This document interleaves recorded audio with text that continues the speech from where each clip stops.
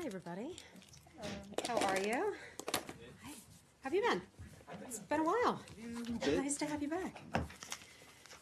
Okay, I'd like to start with mentioning the Secretary's trip to Ottawa, Canada today. As you know, Secretary Tillerson is in Ottawa, making his first trip to Canada as the Secretary of State. Secretary Tillerson is joined on this first trip by Principal Deputy Assistant Secretary Paco Palmieri. Many of you know him, and they were welcomed by Ambassador Kelly Craft. While in Ottawa, the Secretary is meeting with Foreign Minister Freeland and several other senior Canadian officials as part of our ongoing and close relationship between our two countries. During the meetings, they discussed a range of issues, including mutual prosperity, defense and security, and our shared concerns on global issues, including North Korea and the ongoing situation in Ukraine. On North Korea, the Secretary and Foreign Minister talked through upcoming plans to convene the United Nations Commanding Sending States meeting in January. We still don't have the specifics nailed down, so I won't have anything additional for you on that, but as soon as I do, I will certainly bring it to you. That group will include South Korea, Japan, and other key affected countries to discuss how the global community can address North Korea's threat to international peace. Lastly, they spoke about the importance of border security and our mutual economic relationship. In addition to that, I want to draw your attention to something that we addressed last week, but unfortunately the situation has not improved in Ukraine. I want to draw your attention to the dire humanitarian situation and the spiraling violence in eastern Ukraine. Last night, Russian-led forces shelled the town of Novohunsk with Grad rockets, wounding 8 civilians and damaging dozens of homes, a school, and also a playground. Fighting also resumed today around the Donetsk filtration station and its system of pipes carrying poisonous chlorine gas. This is considered extremely dangerous. If those were to go off in this area, which is close to where people live, it could be potentially devastating. Employees of the filtration station are trapped in the station's bomb shelter at this time, we are told. Previously, a Russian-Ukrainian military body has organized ceasefires to allow civilians in similar situations safe passage. However, the Russian government has unilaterally withdrawn from this deconfliction mechanism. This happened yesterday. So those trapped in the filtration station will remain stranded under fire until Russian-led forces stop the attack. Russia and its proxies are the source of violence in eastern Ukraine, and the Russian government continues to perpetuate an active conflict and humanitarian crisis through its leadership and supply of military forces on the ground, as well as its direct control over proxy authorities. The conflict in eastern Ukraine is not an organic civil war. The so-called republics that Russia created are not legitimate entities. The United States calls on Russia to put an end to the attacks in eastern Ukraine, withdraw its forces and heavy weapons from the sovereign territory of Ukraine, and agree to a robust UN peacekeeping mission. And with that, I'd be happy to take your questions. Oh, one more thing. I'd like to, many of you joined us yesterday for our public affairs holiday party, and I just wanted to thank you so much for coming up and spending time with our front office and the front office of many of our bureaus here at the State Department. We love having you, and I think it's just another example of how we can certainly disagree over some things, but we can hang out and have a good couple of drinks together. So thanks for showing up. Will be one for the new year? Or? Well, that's a good idea. That's a good idea. And we've got a little surprise for you coming up in Robert's office in the new year. So, especially on a tough day. But Josh, go ahead. Good to see you. Thanks, Heather. You too. Why don't we just start right on there? Do you have any update for us on the status of trying to work out a UN peacekeeping deal for Ukraine? How's that going? That's something that's still under discussion. One of the things that we consider to be important about that is having it be not only a real UN peacekeeping mission, but the line of conflict is something that would have to be agreed upon. We have some concerns about how that would work out. Russians are pushing for one side of things, and we're pushing for another side of things, but it's still something that we are looking at seriously. And then I wanted to follow up on the national security strategy that the administration released yesterday. One piece of that brought up the issue of STEM visas that are issued in the context of intellectual property and the allegation that other countries are sending students here who then steal trade secrets, basically, and bring them back to their foreign governments. And it says that that the U.S. will consider restricting those STEM visas from designated countries. What are those designated countries? So the national security strategy, which the president rolled out yesterday, is a broad-based document that looks at and highlights our national security priorities. It's not meant to be a piece of legislation. It's not intended to provide extremely specific guidance to various government agencies, entities, and departments. So some of this we will take back from the national security strategy. take a look at. The State Department, in conjunction with the Department of Homeland Security, we have the ability to take a look at these things and decide what needs to be done from there. So we don't have anything specific for that yet. I can tell you, however, that our U.S. embassies and consulates are continuing to process visa applications as we normally would. So there has been no change at any point yet. No changes have been made. Security screening and vetting is something that you all know well that is constantly reevaluated. It's constantly evolving and changing within various environments. So if I have anything new for you on that, I'll certainly bring that to you. Sure. New visa steps aside then, can you tell us, which countries are considered at a larger risk for that kind of problem? To my knowledge, that has not been determined in any kind of way. Perhaps I missed something, but in that document, I don't recall having seen any specific countries mentioned. So I think some of that will just, U.S. government will take a look at that. And then on that issue, and one of the countries that comes to mind for a lot of people because of its focus in the NSS was China. China's government reacting pretty angrily to that strategy today, saying it's part of a new Cold War kind of phenomenon. Do you have any response to the Chinese reaction? Yeah, I think what we would say is no, it's not that. It's not what they called it out to be. We have a broad relationship with China, as we do with many nations around the world, where we have areas where we have mutual cooperation and get along great. As you know, the president has a very warm relationship with President Xi, but we also have areas of disagreement. And some of the areas of disagreement include human rights, some trade issues and all that. So we can have that kind of broad-based relationship. Like yesterday, we all hung out and we had a good time together and celebrated the holidays, but sometimes we do get out here as well. Okay. Hi, Syed. Okay. First of all, does anyone else want to cover DPRK or China? Oh, a lot of you do. Okay. DPRK. Okay, go right ahead. Hi, Carol. McMaster today gave an interview in which he said now is not the time for talking, and he seemed to suggest that the United States may have to forcibly denuclearize the Korean Peninsula if North Korea does not denuclearize itself. It seemed to be an implicit rejection of the diplomacy that the Secretary has been doing. I was wondering what the State Department... I heard General McMaster's interview this morning. I don't recall him saying how you just characterized it.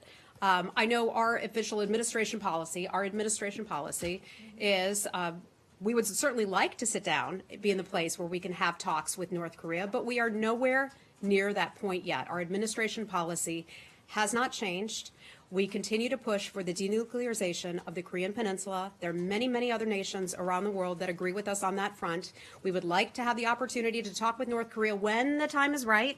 And I want to be clear about that. The time is not right now. Hi. How are you? Good. South Korean President Moon. Can we come back to South Korea? Stick with North Korea? This is also North Korea. Okay, go ahead. Sorry. They said that the U.S. and ROK are considering postponing military exercises until after the Winter Olympics.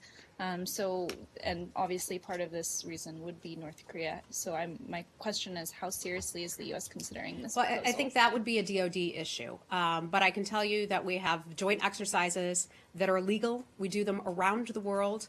We do them with many other countries, and those are to maintain our readiness and to be able to make sure that we are ready in the event of a worst case scenario.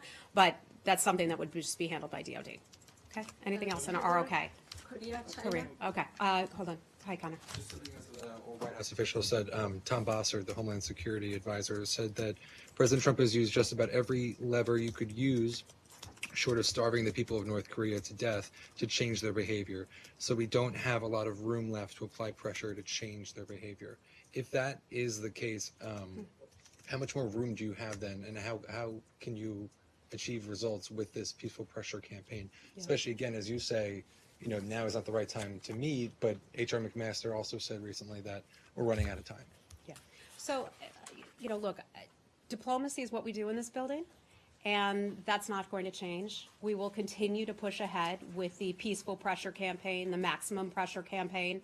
Every day we're speaking with other countries about having those countries do more to try to stem the tide of money going into North Korea. So that hasn't changed. We're pushing ahead. We had some good news come out of Thailand They're doing less in conjunction with North Korea than they had in the past. I'd have to look up the specific details. But my point is there are a lot of countries doing a lot to contribute to this. Last week at the United Nations, Secretary Tillerson called on countries to go beyond the scope of the UN Security Council resolutions and agreements to do their part to choke off that money supply to North Korea. So regardless of what others in the U.S. government say, we're pushing ahead with peaceful diplomacy, maximum pressure. So you think there is more? You would disagree? You think there is more? I think there is more that we can do, yeah. And that's just like we call on Russia and China every single day to do more, to put pressure on North Korea.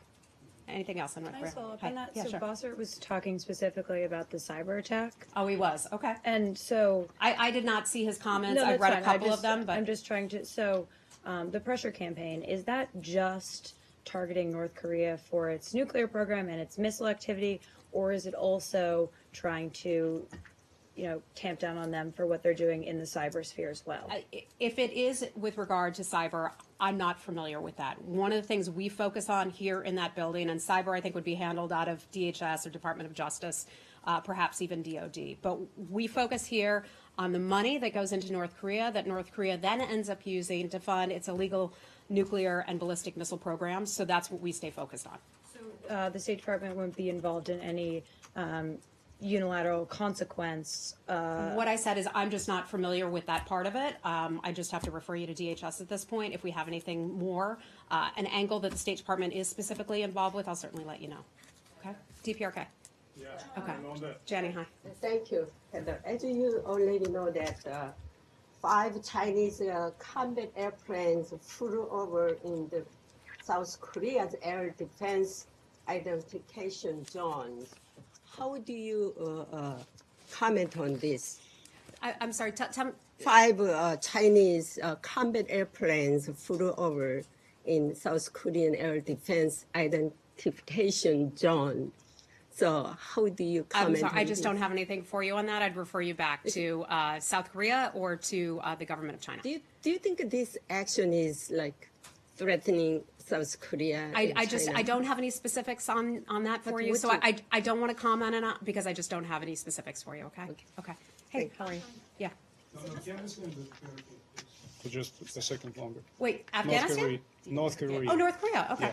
Yeah. Sure. Secretary Tillerson pretty much signaled a willingness to have talks with North Korea recently, saying as much, as, hey, you want to talk about weather? Let's talk about weather. I wanted to ask if you reached out to the North Koreans directly via diplomatic channels, either in New York or someplace else, to suggest having talks other than making those public, announcements. First, let me tell you, our U.S. government policy has not changed.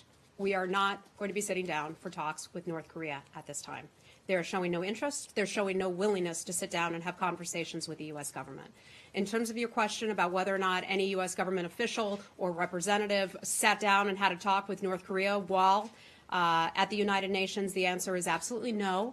The Secretary did address publicly the North Korean permanent representative, and he said to him, among other things, any notion that the source of tensions on the peninsula are the fault of one party, because some have blamed the United States for the deplorable conditions in North Korea.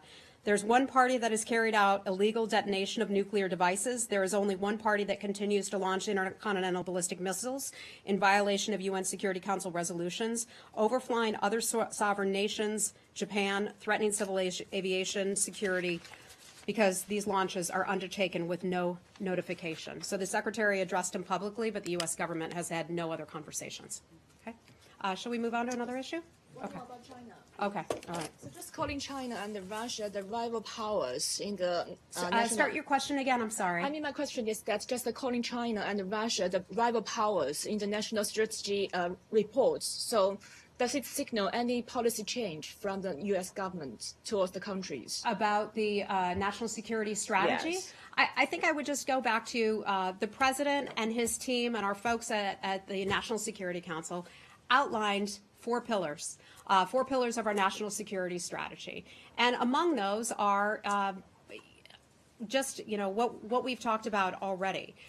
taking a look at other nations and determining other nations and where we have areas of agreement and where we have areas of disagreement, and how we will, it may seem messy to some people, but we'll work together with some countries in areas where we have agreement, and we will continue to call out countries and in areas where we have a disagreement. So I think I've stated that already, and the President's comments were clear.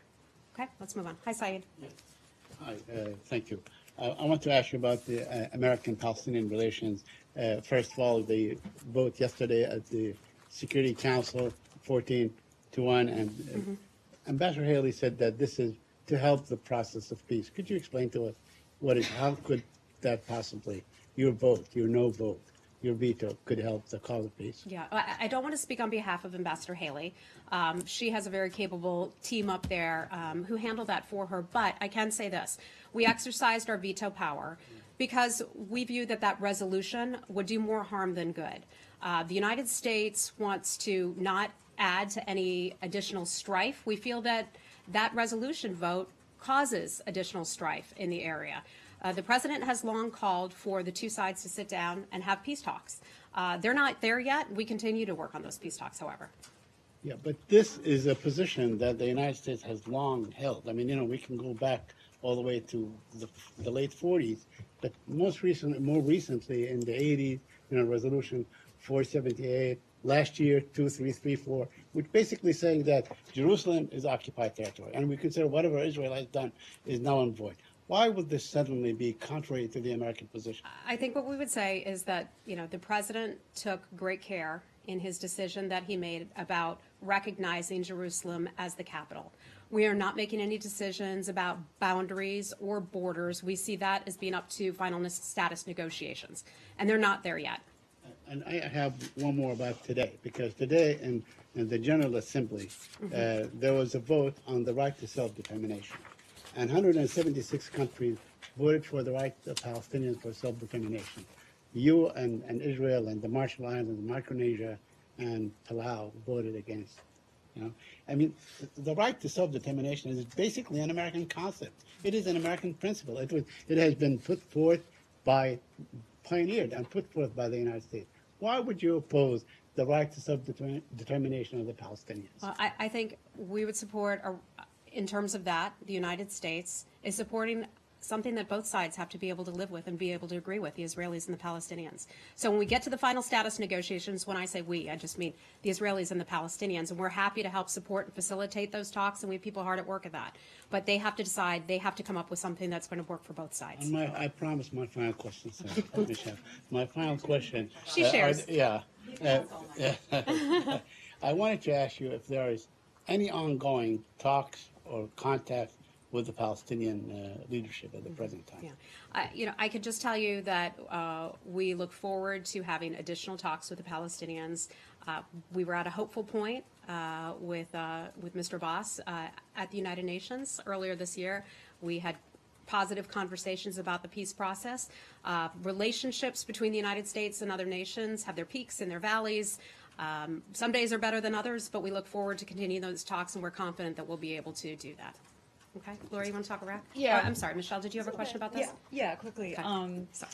So She's been so patient. It's okay. I don't care. We heard Ambassador Haley say that this resolution was an insult that won't be forgotten. How does the State Department view that statement? Do you agree with that? And it kind of sounds like a threat of some kind. I don't have Ambassador Haley's comments directly in front of me, so I don't want to speak on her behalf. I know that one of the things we've been extremely focused on today is the Secretary's travels up to Canada to handle issues related to North Korea. We have a whole world in front of us. That's just not something I have anything for you on. Okay, and so when you say that the resolution itself does more harm than good and causes more strife, well, those parties feel like the U.S. declaration does the same thing. So if the U.S. is going to make a statement like that many feel, including the U.S.'s closest allies, causes more harm than good at this time. Why would the U.S. have such a problem with a resolution that simply expresses the opposite opinion? There's certainly other nations are certainly welcome to support resolutions just as they did. And that's sort of, they have the right to the free speech. They have the right to make the votes and choose the votes that they decide to put forward and vote for. And we have the right to vote the way that we choose. And we made that decision. But calling it for the U.S. side to call it an insult that won't be forgotten, it kind of seems like the U.S. has something in mind or some kind of retaliation for that. I don't have anything for you on that. Okay. I would just have to refer you to US-UN. Okay, thanks. Lori, go ahead.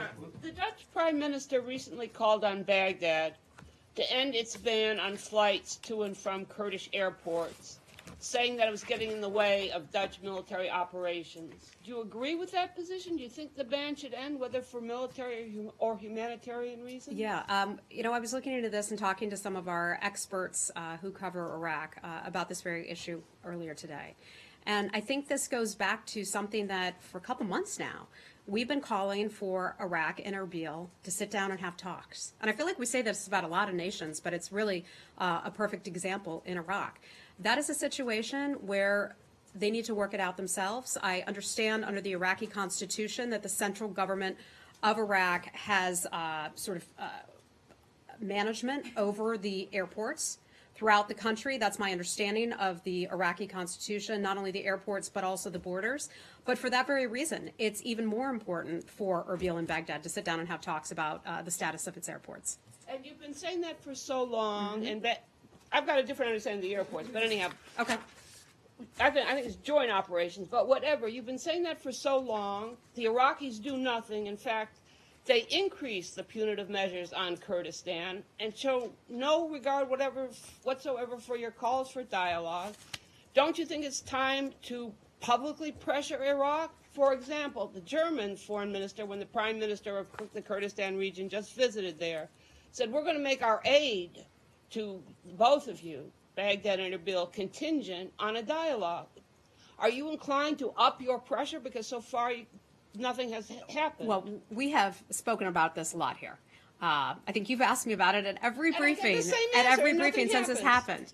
We continue to talk with the countries. I mean, with Erbil and Baghdad, we continue to talk with them and urge them to sit down and have conversations. In terms of punitive measures, such as withholding money or anything, we never forecast that. I'm not saying we would do it at all, but we just continue to ask the countries to sit down and have a conversation. It's ultimately hurting themselves by not sitting down. We hope that countries would see the wisdom in that.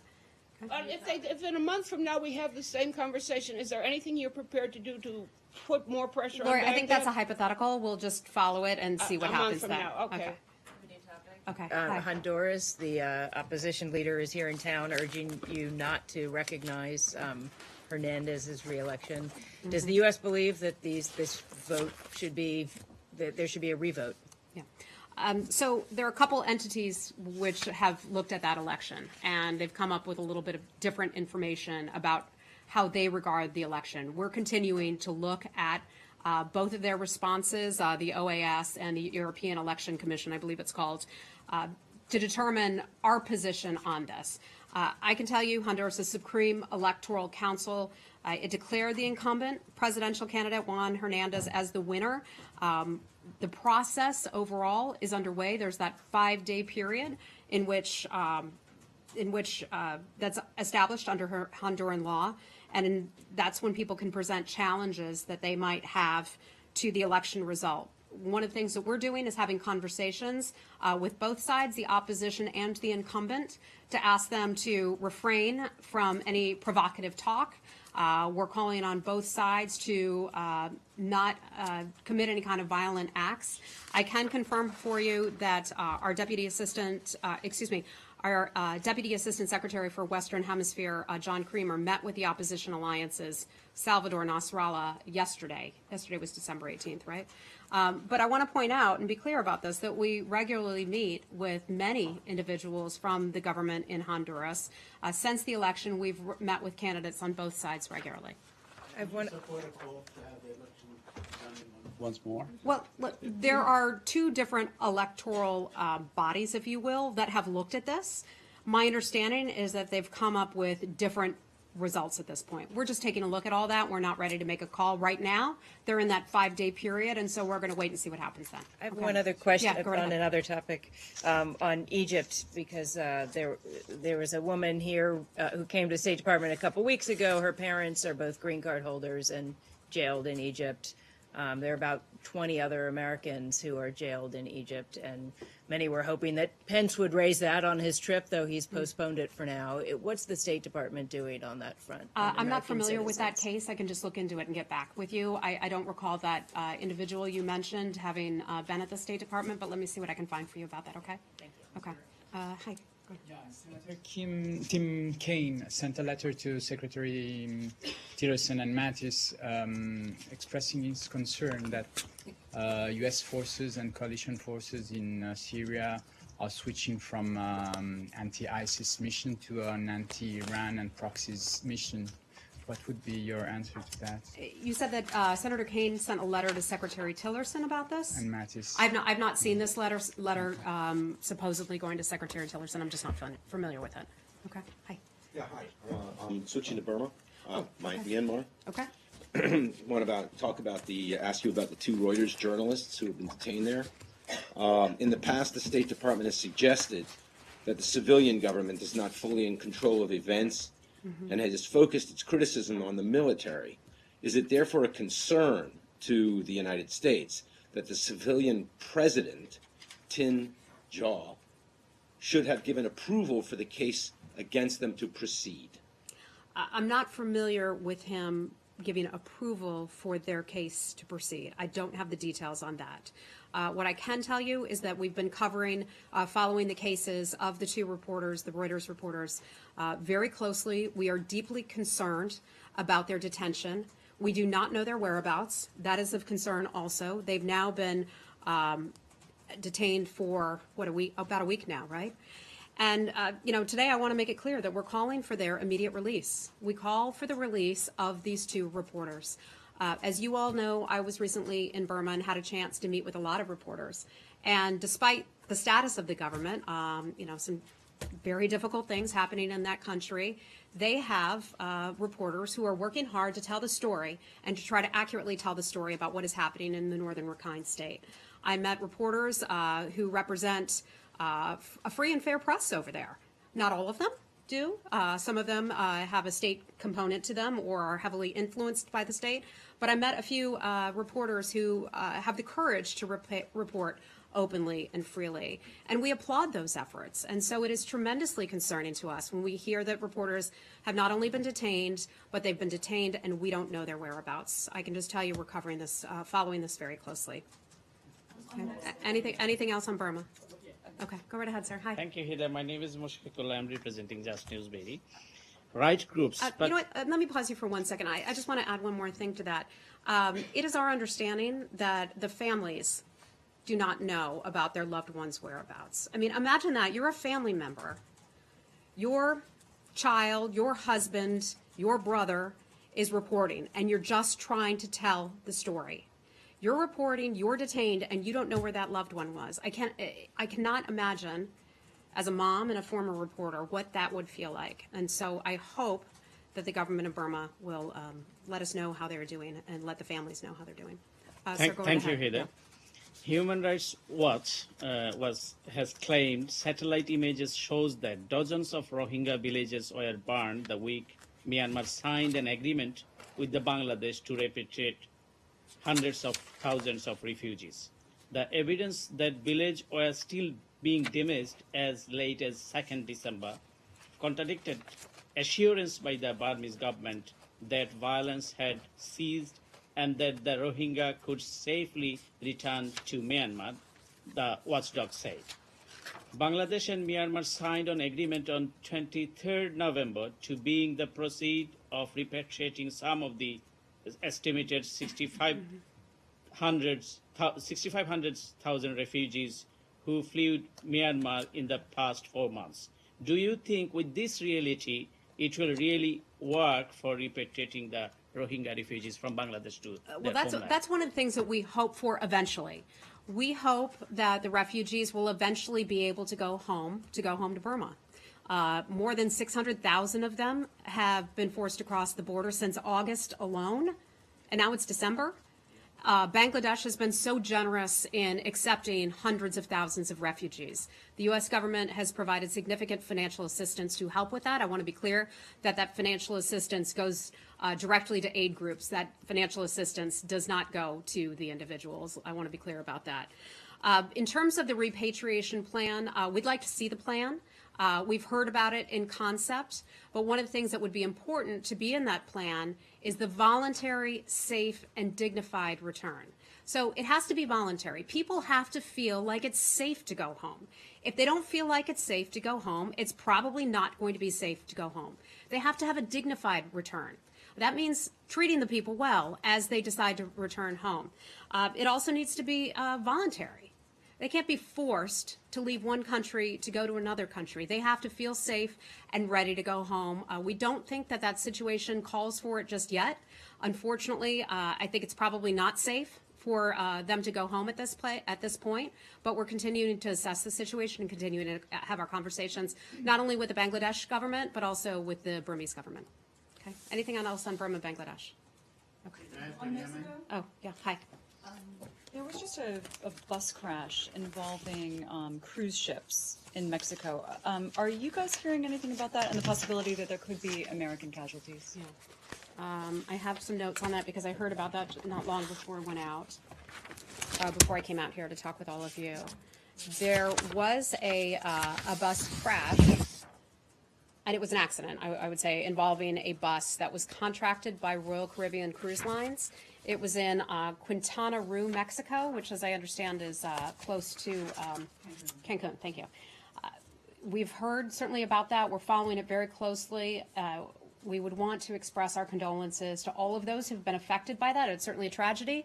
We know that lots of families and individuals are traveling this time of year when people go to have fun and they get a few days off, certainly for vacation at the holiday time.